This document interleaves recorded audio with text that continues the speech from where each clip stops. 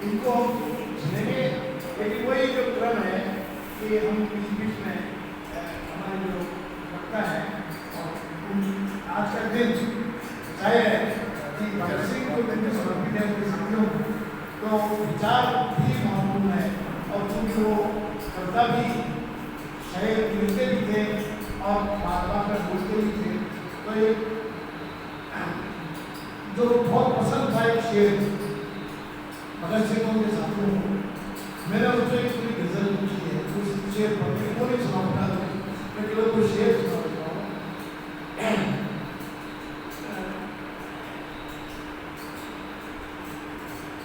वो सूरतें इलाही किस देश बसतियां हैं, वो सूरतें इलाही किस देश बसतियां हैं जिनको निहारने को आंखें बरसतियां हैं। तो हमें हमारे जानिए वो तरसती है तमाम कुछ राजनीतिकारी युवा पीढ़ी के लिए जो आएंगे और मेरा विश्वास ही नहीं क्योंकि मैं बताना चाहता हूँ थोड़ा सा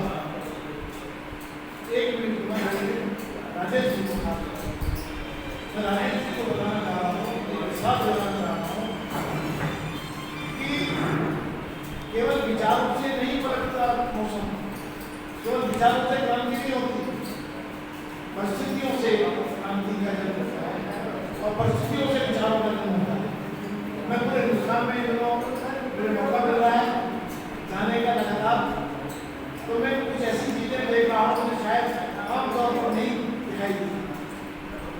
जिस युवा पीढ़ी की आप बात कर रहे हैं मैं भविष्य के विचार नहीं है, मैं विश्वास दिलाना चाहता हूँ कि जिस उत्तर प्रदेश में बुलडोजर चल रहे हैं उसी उत्तर प्रदेश में क्रांतिकारी पीढ़ी भी पनप रही है, जन्म ले भी रही है, ले चुकी है। बीटेक पढ़े हुए एमकॉम पढ़े हुए सैकड़ों नौजवान हैं जो अपना घर बार छोड़ के हॉस्टल रह रहे हैं, बना लिया उन्होंने और वो गरीब मजदूर बस्तियों में जाके पढ़ाते हैं बच्चों को फ्री और अपने करीब ले आते हैं और उन्होंने सबसे पहले उनको क्रांतिकारी साहित्य पढ़ाते हैं, खुद पढ़ते हैं और वहीं सोते हैं, वहीं खाते हैं, पीते हैं, मैस एक कम्यून डेवलप हो रहा है। तो केवल उत्तर प्रदेश नहीं, बिहार में भी, महाराष्ट्र में भी, तमाम जगह मैंने जाके देखा है कि वो नई पीढ़ी जो अंदर की दिखाई देती है अंतरधारा, वो अंतरधारा विकसित हो रही है। और मैं अब साथी नीचे भी कहीं महत्वपूर्ण उनको जाना है किसी मीटिंग में, जो मैं कविता पाठ की अगर थोड़ा सा ध्यान मिल रहा हुआ ताकि मुझे जो बोलता था सपोर्ट करता हूँ वहाँ और क्रांतिकारी साथियों के बात करें और समय तो हम सबको ही दिखना है साथी।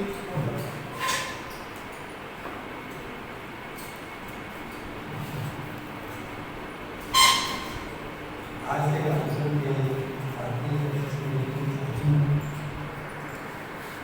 आयोजन समिति के तमाम इसके साथ और उपस्थित तमाम देखिए जो बातें जो चल रही थी पहले सिलसिला जो चल रहा था विचार कर रहा था और जो आज का जो टॉपिक है साम्राज्यवाद विरोधी संघर्ष समाजवादी, मैं उसी पर अपनी थोड़ी सी टिप्पणी करना चाहूँगा। बहुत बड़ा विषय है, सारे विषय को समेटना बहुत मुश्किल है, समझना भी बहुत मुश्किल है, थोड़ी सी टिप्पणियाँ करूँ।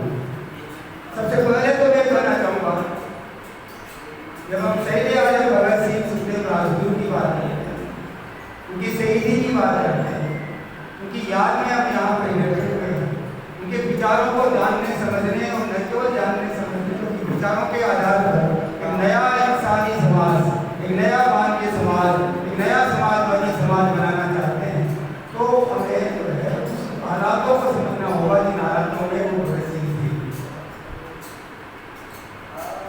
उस समय जो आंदोलन थे महात्मा गांधी का जो है वो सत्याग्रह आंदोलन हो चुका था। सत्याग्रह आंदोलन पूरी कांड के बाद वापस ले लिया गया था और उस वापस लेने के बाद बहुत सारे कांग्रेस के अंदर भी जो है उससे असहमति थी। नेहरू ने जो है उसके विरोध में पत्र लिखा था जेल से, ये गांधी जी को ये वापस नहीं देना चाहिए था। लेकिन युवाओं में बहुत बड़ा जो है एक वाद जो आया था, आजादी की संघर्ष के अंदर कूद पड़ने का जो एक संकल्प पैदा हुआ था, उसको बहुत बड़ा धक्का लगा। फिर नौजवानों में बहुत बड़ी निराशा भी आई और वो पूरे दौर में जो निराशा का माहौल था, उसी निराशा के माहौल में इस देश के अंदर सांप्रदायिक दंगे भी हुए। ये भी एक माहौल था, ये भी एक आप समझ लीजिए का इतिहास जब आप समझेंगे तो हमें जो है बहुत बड़े पैमाने पर एक सांप्रदायिक दंगों के रूप में यदि कई सीरीज दिखाई देती है, पूरा घटनाक्रम दिखाई देता है, तो वो चोरी चोरा घटनाक्रम के बाद गांधी जी के सत्याग्रह आंदोलन के वापस लेने के बाद उस निराशा के माहौल में होता है जिसको सांप्रदायिक ताकतें जो है जिसका पूरा इस्तेमाल करती है। और उसी दौर में आरएसएस राष्ट्रीय स्वयंसेवक संघ का जन्म 1924 में हिंदुस्तान रिपब्लिकन आर्ट एसोसिएशन बन जाता है चंद्रशेखर आजाद के नेतृत्व में। और चंद्रशेखर आजाद के नेतृत्व में जो एसोसिएशन बनता है, जो एक पूरे देश की आजादी के लिए एक नया रास्ता अख्तियार करता है, मकसद तो इस देश की आजादी को हासिल करने का। लेकिन उसमें जब भगत सिंह आ जाते हैं, उसमें भगवती चरण बोहरा आ जाते हैं, उसमें सुखदेव आ जाते हैं, तो फिर उसके बाद में वही हिंदुस्तान रिपब्लिकन एसोसिएशन 1924 वाला जिसके नेतृत्व में काकोरी कांड हुआ था, वही 1928 में आकर के हिंदुस्तान सोशलिस्ट रिपब्लिकन एसोसिएशन बनता है। उसमें सोशलिस्ट शब्द जुड़ जाता है, समाजवाद जुड़ जाता है। तो इसलिए उन नौजवानों का जो अपना मकसद था, जो अपनी जो है लक्ष्य था, उन्होंने घोषित कर दिया था कि हमारा लक्ष्य जो है वो आगामी समय पर एक नए रिपब्लिक की स्थापना करना है। हमें आजादी चाहिए, ब्रिटिश हुकूमत को उखाड़ के फेंकना है, लेकिन हमारा जो रिपब्लिक होगा वो सोशलिस्ट रिपब्लिक होगा। वो जो सोशलिस्ट रिपब्लिक की जो सपने थे, जो इरादे थे, वो भगत सिंह जो है उसका निश्चित तौर पर जो है वो सबसे प्रमुख प्रभावी वो प्रवक्ता के तौर पर उभर के आया था। और ये सोशलिस्ट शब्द भी उन्हीं के आग्रह पर इसको जोड़ा गया। और उसी के बाद में हम ये देखते हैं कि पूरे के पूरे देश के क्रांतिकारी आंदोलन में एक नई विचारधारा का प्रवेश हुआ था, और वो नई विचारधारा समाजवाद की विचारधारा। इसलिए समाजवादी चेतना की जब हम बात करते हैं तो वो समाजवाद की चेतना जो है उस समय पर जहाँ एक तरफ जो है हमारे देश के अंदर 3 तरह की धाराएं चल रही थी।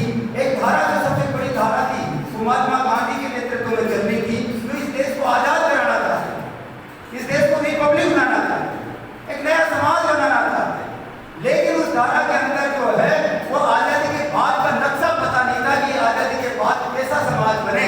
इस बात के लिए कोई क्लैरिटी नहीं थी, ये सब था और उसमें कुर्बानी की कोई कमी नहीं थी। लाखों लाख लोगों को महात्मा गांधी ने उस आंदोलन के लिए जोड़ा और उस आंदोलन को एक लहर बना दिया। लेकिन उसके बाद क्या होगा, आजादी के बाद हम कैसा रिपब्लिक बनाना चाहते हैं, आजादी के बाद हम कैसा देश बनाना चाहते हैं, उसके बारे में कोई क्लैरिटी नहीं थी। दूसरी जो धारा थी, वो धारा जो थी वो एक कम्युनल धारा थी। उसमें कम्युनल धारा में आप लोगों को मालूम है, विस्तार से नहीं जाना चाहता, उसमें मुस्लिम लीग आ चुकी थी बहुत पहले, 1906 में मुस्लिम लीग बन चुकी थी, हिंदू महासभा 1912 में बन चुकी थी, 1925 में आरएसएस बन चुकी थी। वो इस देश को कैसा देश बनाना चाहते थे, वो इस देश को एक अपने सांप्रदायिकता के आधार पर, अपने विचारों के आधार पर कोई हिंदू राष्ट्र बनाना चाहता था, तो कोई मुस्लिम राष्ट्र बनाना चाहता। तो उसकी ये कम्युनल धारा में 2 धाराएं हिंदू और मुस्लिम राष्ट्र के तौर पर चली थी, और उसी दौर में सावरकर आया था। और हिंदुत्व की जो आज हिंदुत्व की जो राजनीति हो रही है वो उसी परिभाषा के आधार पर कि ये देश सिर्फ हिंदुओं का है, जिस देश का वन भूमि हो, जिसकी पुण्य भूमि है, वो वही इस देश का नागरिक हो सकता है। इसलिए मुसलमान हो, ईसाई हो, वह दोहरा नागरिक बन सकता है, वो इस देश का प्रथम नागरिक नहीं बन सकता। वो हम देखते हैं आज की तारीख में। लेकिन वो धारा बहुत कमजोर थी, और आजादी के आंदोलन के महात्मा गांधी के आंदोलन के बाद वो धारा जो है उसके खिलाफ गांधी की विचारधारा भी लड़ी, और उसके बाद खिलाफ जो है एक क्रांतिकारी की धारा भी लड़ी। लेकिन तीसरी धारा जो भगत सिंह की विचारधारा के आधार पर हिंदुस्तान सोशलिस्ट रिपब्लिक आर्मी की एसोसिएशन की जो विचारधारा थी, वो विचारधारा थी कि हमें इस देश में अंग्रेजों को उखाड़ फेंकने के बाद क्या, अंग्रेज चले जाए, अंग्रेजी हुकूमत खत्म हो जाए, लेकिन गोरे अंग्रेजों की जगह काला अंग्रेज आ जाएगा, तो इस देश की लाखों लाख नहीं बल्कि करोड़ों करोड़ मेहनत का आम जनता के लिए क्या मिलेगा। और उस जगह पर आकर आता है ये